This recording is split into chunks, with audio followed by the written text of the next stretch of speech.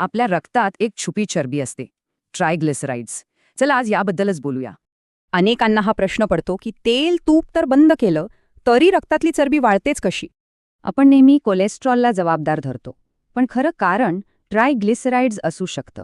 म्हणजे शरीराला ऊर्जेसाठी यांची गरज आहे, पण हे गरजेपेक्षा जास्त झाले की धोकादायक ठरतात.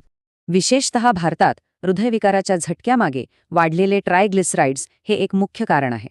आपल्याला वाटतं तेल जबाबदार आहे, पण खरा प्रॉब्लेम आहे जास्त साखर, मैदा आणि भात. म्हणजे जास्त खाल्लेल्या कॅलरीजचं यकृत ट्रायग्लिसराइड्समध्ये रूपांतर करतं आणि रक्तात सोडतं. यामुळे होतं काय, तर रक्तवाहिन्या कडक होतात आणि हार्ट अटॅकचा धोका थेट दुप्पट होतो. दुप्पट धोका. हा आकडा खरंच गंभीरपणे विचार करायला लावणारा आहे. मग यावर उपाय काय? चांगली गोष्ट म्हणजे उपाय अगदी सोपे आहेत. साखर पूर्णपणे बंद, फायबरसाठी भाज्या वाढवा, रोज अर्धा तास चाला आणि ओमेगा 3 घ्या. रोज फक्त चालण्याने सुद्धा ट्रायग्लिसराइड्स खूप वेगाने कमी होऊ शकतात. इतका सोपा उपाय आहे.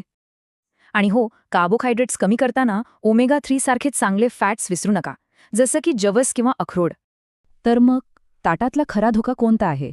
तेल की साखर? आणि भात? ह्याचा विचार व्हायलाच हवा.